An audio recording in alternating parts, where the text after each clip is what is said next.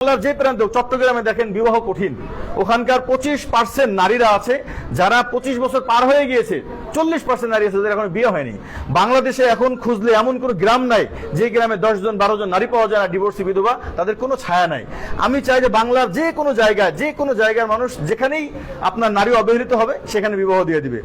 আরেকটা হলো ছেলেরা অল্প বয়সে বিয়ে করবে। আমাদের দেশে পুরো বিয়ের আদর্শটা হয়ে গেছে কঠিন। ছেলেরা বিবাহ করতে চাইলে তাদেরকে বিবাহ করতে দেওয়া হয় না।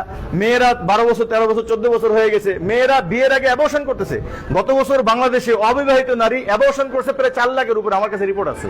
একটা অবিবাহিত মেয়ে 4 লাখের উপরে অ্যাবর্শন হওয়া লাগলো। এই নারীগুলোকে বিয়ে দিবেন যে স্বামীর কাছে, তাকে তো দিবেন অবিবাহিত হয়ে, কিন্তু এর আগে কিন্তু সে অ্যাবর্শন করে ফেলছে। নারীগুলো এই জায়গায় গেল কেন?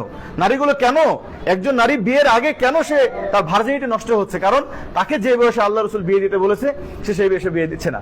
এখন শেষ কথা হলো মোহন ভাই, আমার আইএমবি মানে আইডিয়াল ম্যারেজ ব্যুরো, শুধু একাধিক বিবাহের জন্য না, আইডিয়াল ম্যারেজ ব্যুরো। দাম্পত্য লাইফ, কোন বয়সে বিয়ে করতে হবে, আদর্শ দাম্পত্য জীবন, অল্প বয়সে বিয়ে করতে হবে। দেখেন দুলা ভাই ওনার 13 বছরের মেয়েকে বিয়ে দিয়ে দিচ্ছে, বুঝতে পারছেন?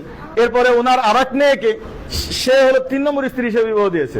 আমার শালীকে বিয়ে করছে, সে 12-13 বছর বিয়ে করছে। আলহামদুলিল্লাহ, এখানে কোনো সামাজিকও কোনো সমস্যা নাই, শরীয়তে কোনো সমস্যা নাই, আইনগত সমস্যা নাই।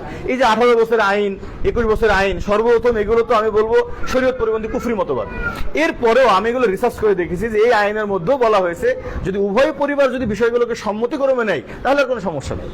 কিন্তু সমস্যা হলো যে আমার মেয়ে 15 হয়ে যাচ্ছে, 16 হয়ে যাচ্ছে, 17 হয়ে যাচ্ছে, তারপরে আমাদের কাছে মনে হয় আমার মেয়ে ছোট আছে, তো দেখা যায় এই ক্ষেত্রে সে অনেক গুণাগার হয়ে যায়। তো আলহামদুলিল্লাহ ভাই, আমার আরো অনেক লম্বা কথা আছে। আমার সব থেকে বড় ভালো লাগার যে জায়গাটা, যে আমি আসলে মূলত যেদিন আমি এই কাজ শুরু করি, এটা কিন্তু আমার একেবারেই ইস্তেখারা করে এবং হজের সফরে এটা আমার ইস্তেখারা করা। যখন আমি কাজ শুরু করেছিলাম আমাকে সবাই বলেছিল যে বাংলার কেউ তোমার কথা মানবে না, তোমাকে সবাই লুচ্চা বলবে, চরিত্রহীন বলবে।